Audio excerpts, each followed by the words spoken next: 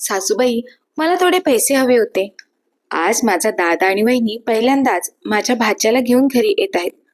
म्हणून विचार करते ऑफिसवरून येताना पनीर आणि गुलाबजाम घेऊन येईन आणि भाच्यासाठी काहीतरी गिफ्ट सुद्धा घेऊन येईन, असं संजना टिफिन पॅक करत म्हणाली. त्यावर सुरेखाताई म्हणाल्या, सुनबाई, अगं तुझ्या भाच्याचा वाढदिवस आत्ताच झाला आहे, तेव्हा तू त्याला सायकल घेतली आहेस. मग आता पुन्हा गिफ्ट देण्याची काय गरज? आणि राहिला प्रश्न जेवणाचा, तर काहीतरी बनव, घरात भाज्या आहेतच ना. सासूबाईंचे असे बोलणे ऐकल्यावर संजना पुढे काहीही न बोलता ऑफिसला निघून गेली. ऑफिसमधून आपला नवरा सुनीलला फोन केला आणि सासूबाईंचं म्हणणं त्याला सांगितलं. त्यावर सुनील म्हणाला, तू आईच्या बोलण्याकडे जास्त लक्ष देऊ नकोस, पण तिला वाईट वाटेल असेही काही करू नकोस. आता मात्र संजना मुजकुळ्यात पडली होती. सासू पैसे द्यायला तयार नव्हती आणि नवरा सुद्धा सासूच्याच पावलावर पाऊल ठेवत सासूबाईंची चरी गिरवत होता. त्यामुळे निराश झालेली संजना ऑफिसमधून संध्याकाळी घरी आल्यावर आपल्या दादा वहिनीसाठी साधंच जेवण बनवते आणि त्यांचा पाहुणचार करते. निघताना आपल्या भाच्याच्या हातात ते घरी बनवलेले ड्रायफ्रूटचे लाडू ठेवते. पण या गोष्टीनंतर संजनाने मनातच विचार केला की मी आता माझा पगार कोणालाच देणार नाही, कारण मला पैशांची गरज असते तेव्हा कोणीच मला पैसे देत नाहीत. काही दिवस असेच निघून जातात आणि महिन्याची 2 तारीख येते. त्या दिवशी संजना ऑफिसमधून घरी येते तेव्हा तिच्या घरात एक वेगळ्याच प्रकारची शांतता होती. सासू सासरे तर घरात होते, पण त्यांच्या चेहऱ्यावरचे भाव काही वेगळेच सांगत होते. संजनाने घरात प्रवेश करून ऑफिसची बॅग टेबलावर ठेवली, फ्रेश झाली, त्यानंतर सर्वांसाठी चहा बनवला आणि रात्रीच्या जेवणाला लागली. जेवण तयार झाल्यावर संजनाने सर्वांना जेवायला बोलावले.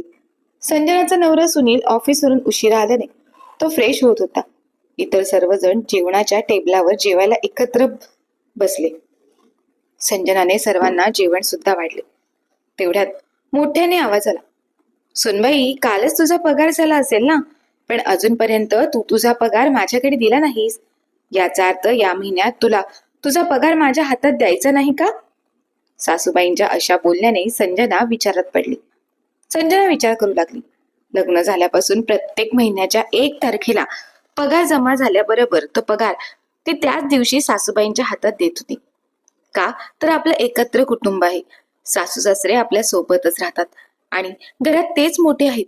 म्हणून आपण लग्न झाल्यापासून सतत 3 वर्ष सासूबाईंना मान देऊन घरातील सर्व त्याच पाहतात हा विचार करून त्याप्रमाणे वागत होतो. पण मला कधी कोणत्या कामासाठी पैशांची गरज पडली की सासूबाईंकडे पैसे मागावे लागतात. त्यावेळी मात्र सासूबाई पैसे देताना 1000 कारणं सांगून पैसे देण्यास नकार देतात. जर असंच असेल तर मी कमावून काय उपयोग? त्यापेक्षा आपण कमवलेले पैसे स्वतःजवळच ठेवून आपणच घर खर्च चालवलेला बरा. आणि यावेळेला आपण सासूबाईंना पैसे न देण्याचा घेतलेला निर्णय योग्यच आहे.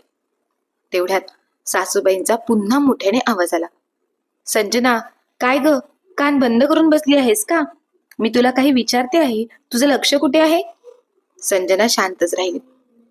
त्यामुळे सासूबाईंच्या रागाचा पारा अजून वाढला. दर महिन्याच्या 1 तारखेला तू मला पगार आणून देतेस, आज 2 तारीख आहे, अजूनपर्यंत माझ्या हातात पैसे आले नाहीत. आणि काय विचार करत होतीस ग एवढा वेळ? संजनाने संयमाने उत्तर दिले, आई, मी विचार करत होते की यापुढे मी माझ्या पगाराचे नियोजन स्वतः करणार आहे. घर खर्चात मी माझा वाटा नक्कीच देईन, पण पूर्ण पगार तुमच्या हातात देणं आता मला शक्य नाही. सासूबाई क्षणभर स्तब्ध झाल्या. त्यांच्यासाठी हा धक्का मोठा होता. त्यांचा चेहरा रागाने लाल झाला. म्हणजे आज तू मला उलट बोलतेस? सुनील, अरे ऐकलंस का तुझी बायको काय म्हणत आहे? हिची नाटकं वाढली आहेत. सुनीलने डायनिंग टेबल जवळ येत विचारलं, काय झालं आई, तू एवढी का ओरडत आहेस? सुरेखाताई रडवलेल्या तोंड करून म्हणाल्या, बघ ना हिला, घरात राहायचं पण जबाबदारी नकोय. आपला पगार आता ही स्वतःच्या नावावर करणार म्हणे. माझ्या हातात पैसे नकोत म्हणे हिला. सुनील संजनाकडे रागाने बघत म्हणाला, संजना, हे काय चाललंय? आई जे काही म्हणते ते तुझ्या भल्यासाठीच ना. तू हे असं वागून वातावरण का खराब करत आहेस? गपचूप पैसे देऊन टाक आईला. संजना डगमगली नाही. ती सरळ सुनीलच्या नजरेला नजर देऊन म्हणाली, सुनील, मी घराची जबाबदारी टाळत नाहीये. मी वीज बिल, रेशन आणि इतर खर्चात माझा वाटा देते, पण उरलेले पैसे माझे आहेत. मला स्वतःची बचत करायची आहे. मला माझ्या भविष्यासाठी काही गुंतवणूक करायची आहे. त्यात चुकीचं काय आहे? प्रत्येक स्त्रीने कमवायचे आणि ते कोणाच्या तरी हातात द्यायचे. हीच परंपरा आता बदलायला हवी. सासूबाई मध्येच म्हणाल्या, परंपरा? तू मला परंपरा शिकवतेस? तू या घरात सून आहेस हे विसरू नकोस. संजना शांत स्वरात म्हणाली, मी सून आहे आई, पण मी एक स्वतंत्र व्यक्ती सुद्धा आहे. माझं शिक्षण, माझी मेहनत यावर माझा हक्क असायला हवा. हे पटवून द्यायला मला लाज वाटत नाही. वाद वाढत गेला. सुनील मध्येच पिसला गेला होता. त्याला आईचं प्रेम आणि बायकोचे म्हणणे यात समतोल साधता येत नव्हता. संजनाने एक पाऊल मागे न घेता आपल्या मतावर ठाम राहण्याचा निर्णय घेतला. ती रात्र मात्र तणावात गेली. दुसऱ्या दिवशी संजना नेहमीप्रमाणे लवकर उठली, घरातील सर्व कामं केली आणि ऑफिसला निघून गेली. संजना ऑफिसला निघून गेल्यानंतर सुरेखाताईंची बहीण उर्मिला मावशी अमरावतीवरून 8 दिवस राहण्यासाठी येतात. आपल्या बहिणीला पाहून सुरेखाताईंना खूप आनंद होतो. त्या लगेच आपल्या बहिणीचा पाहुणचार करायला लागतात. उर्मिला मावशी आपल्या नवीन सुनेचं सुरेखाताईंसमोर खूप कौतुक करत होत्या. तेव्हा सुरेखाताईंनी रात्री झालेला सर्व प्रकार आपल्या बहिणीला सांगितला की माझी सून पैसे द्यायला नकार देते आहे. जेव्हा संजना ऑफिसवरून घरी येते तेव्हा उर्मिलाताई तिला खूप समजवतात की घर सगळ्यांचं आहे, सांभाळून घे, प्रत्येकाने जबाबदारीने वागायला हवं. उर्मिलाताई संजनाला अगदी मायेने आणि आपुलकीने समजवत असतात. संजनाला त्यांच्या काही गोष्टी पटत देखील असतात.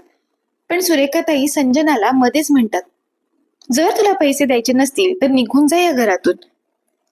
त्यांच्या अशा बोलण्याने संजना दुखावली जाते आणि रात्रीच माहेरी आपल्या निघून जाते. इकडे सुरेखाताई विचार करतात की जाऊ देत, रागात आहे, जेव्हा राग शांत होईल तेव्हा येईल ती परत. या उलट इकडे संजना विचार करते, आपण स्वावलंबी आहोत तरीही कधीच मीपणा दाखवला नाही, सतत प्रत्येक गोष्टीमध्ये कमीपणा घेतला. असे असताना देखील त्या घरात आपल्याला कोणी समजून घेत नसेल, राहू देत नसतील तर हरकत नाही, आपण दूर राहिलेलंच बरं. इकडे जसे दिवस पुढे जातात तेव्हा सुरेखाताईंना कळतं की आपल्या मुलाचा पगार, औषध, घरातील राशन यामध्येच खर्च होऊन जातो. जास्तीचा सर्व खर्च करण्यासाठी जेव्हा सुनबाई होती तेव्हाच पैसे मिळत होते. आता 2 दिवसांनी उर्मिलाताई सुद्धा अमरावतीला जायला निघणार होत्या आणि सुरेखाताईंना त्यांना साडी घ्यायची होती. पण त्यांच्याकडे पैसे नव्हते. आधी जे पैसे त्यांनी सुनबाईकडून घेऊन बचत केली होती त्याच पैशातून त्यांनी आपल्या मुलीच्या मुलाला सोन्याची चेन बनवली होती. आता मात्र सुरेखाताईंना टेन्शन येऊ लागलं की आपण आपल्या बहिणीला कशी साडी घ्यायची. त्यांनी याबाबत आपल्या मुलाला सांगितलं तर तो सुद्धा म्हणाला की आई, माझ्याकडे तर सध्या पैसे नाही आहेत. सुरेखाताईंनी आपल्या मुलीला याबद्दल सांगितलं तेव्हा ती सुद्धा म्हणाली, आई, माझ्याकडे सुद्धा आता काहीच सेव्हिंग नाही, तू मावशीला घरातीलच एखादी साडी दे. हे ऐकून सुरेखाताईंना खूप दुःख झालं आणि त्यांना सुनेची किंमत समजली. त्या तिचेच पैसे तिला खर्चायला देत नव्हत्या. सुनबाई, संजनाचा दादा घरी आला तेव्हा दिलेली वागणूक सर्व काही त्यांना आठवले. त्या सुनेला, संजनाला त्यांनी रागाच्या भरात चालती हो माझ्या घरातून असं सुनावलं होतं. तिच्या विना घर कसं बकास झालं होतं याची जाणीव त्यांना पावलं पावली होत होती. संजनाच्या हातचा तो चहा, ती असताना असलेली घराची स्वच्छता आणि तिचा तो हसरा चेहरा, सगळंच हरवलं होतं. शेवटी राहावे ना म्हणून सुरेखाताईंनी आपला मुलगा सुनीलकडे मन मोकळं करायचं ठरवलं. सुनील, सुरेखाताई चाचरत म्हणाले, माझं चुकलं रे. रागाच्या भरात मी संजनाला काय काय बोलले आणि तिला घर सोडून जायला सांगितलं. आता तिची माफी तरी कशी मागू आणि परत तरी कोणत्या तोंडाने बोलू. सुनीलने एक दीर्घ श्वास घेतला. त्याच्या डोळ्यात संजनाची बाजू न घेतल्याचं दुःख स्पष्ट दिसत होतं. तो शांतपणे म्हणाला, आई, यात पूर्णपणे चूक तुझीच आहे, त्यामुळे आता तुलाच काहीतरी करून संजनाला परत घेऊन यावं लागेल. सुरेखाताई काही बोलणार इतक्यात सुनील पुढे म्हणाला, ती आता मला तर समोरही उभं करणार नाही. मला सगळं कळत होतं की संजना किती कष्टाळू आणि प्रामाणिक आहे, पण तरीही केवळ तू माझी आई आहेस म्हणून मी तुझी बाजू घेतली आणि गप्प बसलो. माझ्या या मौनाने तिचा विश्वास तोडला आहे. आता सुरेखाताईंसमोर मोठा यश्न प्रश्न उभा राहिला. त्या हाताने तिला घराबाहेरचा रस्ता दाखवला, त्याच हाताने तिला परत कसं आणायचं. त्यांचा अहंकार आडवा येत होता. पण घराचा विस्कटलेला पसारा आणि सुनीलच्या डोळ्यातील अपराधीपणा पाहून त्यांना स्वस्थ बसू देत नव्हता. म्हणून त्यांनी ठरवलं की आता फक्त शब्द पुरेसे नाहीत तर कृती हवी. दुसऱ्या दिवशी सकाळी सुरेखाताई संजनाच्या माहेरी पोहोचल्या. संजनाने दरवाजा उघडला, पण सासूला समोर पाहून तिच्या डोळ्यात पाणी आलं. ती काहीच बोलली नाही. सुरेखाताईंनी तिचा हात धरला आणि म्हणाल्या, संजना, आज मी सासू म्हणून नाही तर एका गुन्हेगारासारखी तुझ्या समोर उभी आहे. मी तुला घराबाहेर काढलं, पण खरं तर मी माझ्या सुखालाच घराबाहेर काढलं होतं. तुझ्या कष्टाची आणि तुझ्या प्रेमाची किंमत मला आता कळली आहे. त्यांनी आपल्या पदराची गाठ सोडून घराच्या चाव्या संजनाच्या हातात ठेवल्या. हे घर तुझं आहे आणि तुझा अधिकार सुनील पेक्षाही जास्त आहे. जर तू आली नाहीस तर ते घर घर राहणार नाही. संजनाला सुनीलचा राग होता, पण सासूने वयोमानानुसार आपला अहंकार बाजूला ठेवून मागितलेली माफी पाहून तिचं मन विरघळलं. तिने सासूच्या डोळ्यातील प्रामाणिक पश्चाताप ओळखला होता. त्यामुळे संजना घरी परतली. सुनीलनेही तिची माफी मागितली. दुसऱ्या दिवशी संजना आणि सुरेखाताईंनी जाऊन उर्मिला मावशीसाठी सुंदर साडी आणली. उर्मिला मावशींना साडी पाहून खूप आनंद झाला. त्यांनाही समजलं होतं की चूक पूर्णपणे आपल्या बहिणीची आहे.